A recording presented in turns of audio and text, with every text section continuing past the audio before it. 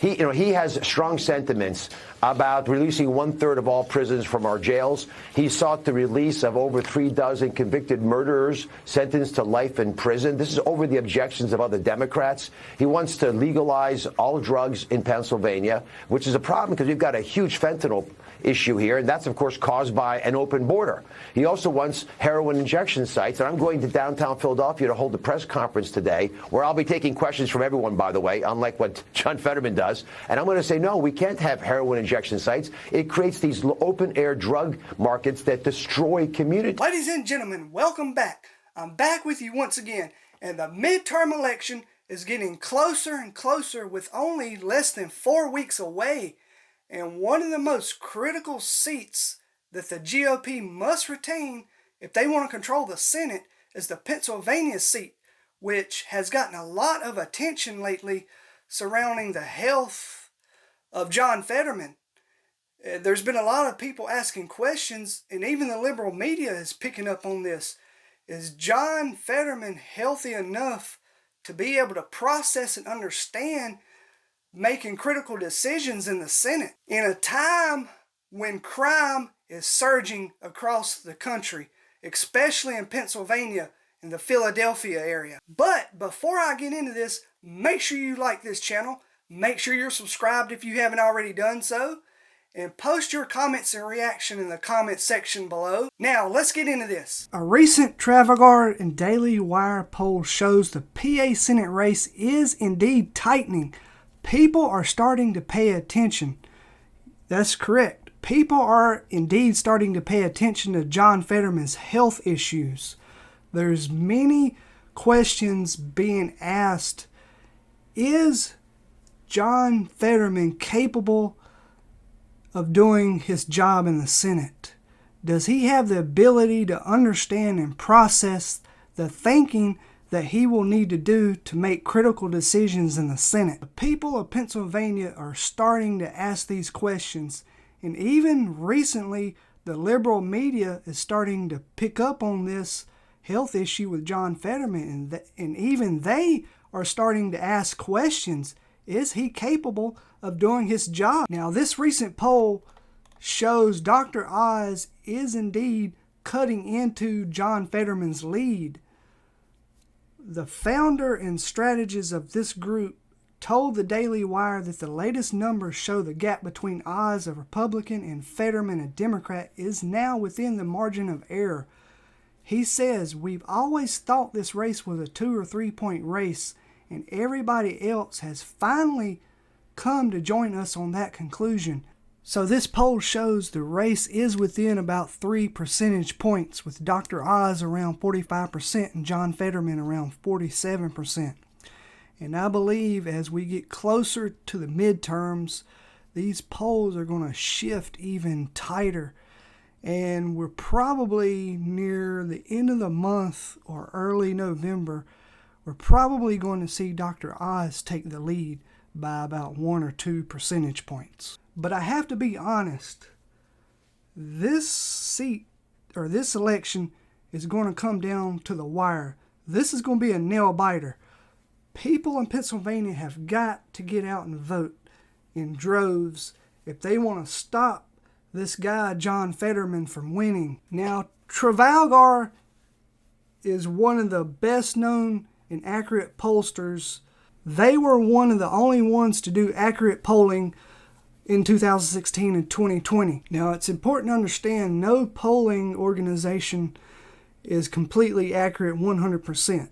Now, we can't always go by polls because many of these polls oversample Democrats and underestimate the Republicans. But this pollster said, Fetterman's health concerns have changed the game for his race with Oz. The thought that your senator cannot hear spoken information and process it and make an argument is actually of great concern to people. The pollster also pointed toward Fetterman's record, which has only garnered public attention in recent weeks once the candidate began making appearances again after being hospitalized. What we're seeing is people begin to realize what his record says, and people have a real problem with it. Whether it's his position to legalize drugs, including heroin, or getting rid of bail and letting people out of jails, adding that those positions won't help his electorate who are concerned about crime. Ladies and gentlemen, in a state where crime is surging, the last thing people want is for these criminals to be walking and running the streets. And the questions that must be asked, how well will these criminals fit into society if they've been in prison, say, for several years? And it's most likely that most of these criminals are repeat offenders, so they have no business being out on the streets. But, if you have these criminals that's been in prison for years and all of a sudden you release them, where will they get money? Where will they get a job? Where will they live? And in most cases, many of them will probably be homeless or out on the streets, probably committing more crimes. Now, Fetterman recently said that if he had a magic wand to fix one problem, he would end life without parole for convicted murderers while advocating for the release of 1/3 of Pennsylvania's prison population. Ladies and gentlemen, this is not going to set well with suburban Philadelphia and Pittsburgh. I guarantee it. People want safety. Crime is becoming a number one issue in this midterm election because the crime wave has set records across the country. And at the time of this report, the city marked 388 homicides this year, which is slightly up from 384 at the same time in 2021. Shootings have increased by 3%. Violent crime is up by 7%. And gun robberies are up 60%.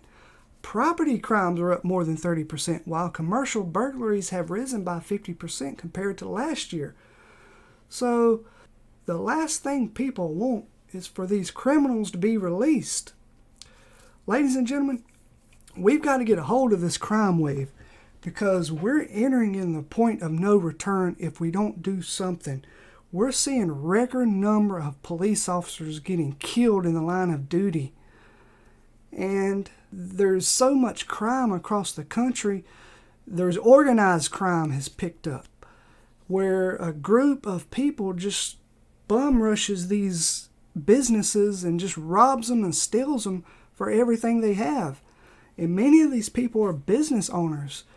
Do you think business owners want to live and work in a city where robbery is out of control and crime is out of control? Many of these business owners work their entire lives to build up their business, and yet only to have it destroyed by these criminals. And as this pollster stated, people are really beginning to pay attention to the fact that there's a lawless environment that allows a bunch of teenagers to think they can do something like that without any ramifications. And this is in reference to the Wawa in Philadelphia that was overrun by these group of teenagers who just ransacked the whole place and stole a bunch of items. This is not what people want. And it's important to note, Dr. Oz has gained popularity, particularly among black voters, according to this poll, with the most conservative candidates nationwide showing about 20% favor with black voters. Oz has approximately 30% approval, and that is completely unique to any other race that we're watching, the pollster said. We have seen people reporting that they like his show, they think he's honest. But more so, the pollster said the momentum for Oz continues to take form because he stands against President Joe Biden and his agenda. So if Oz can increase the black vote in the Philadelphia and Pittsburgh areas, he should have no problem winning the Senate seat. Now, Real Clear Politics, who has the averages of the polls, has the average of this Senate election as of right now. Fetterman is up 3.4 points above Dr. Oz. Now, the thing that concerns me here is looking at all these polls dating back to June, we're not seeing any Dr. Oz being up polls.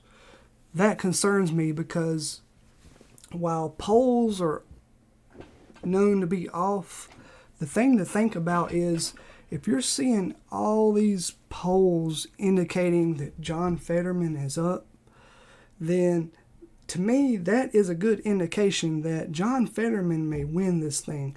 Now, the average is very close, though. It's within the margin of error, so in my opinion, I predict Dr. Oz is going to pull this off by 1.5 to 2.5 percentage points. Because if the average is 3.4, then I would give the Republicans a little bit more advantage because they're probably being underestimated in the polls.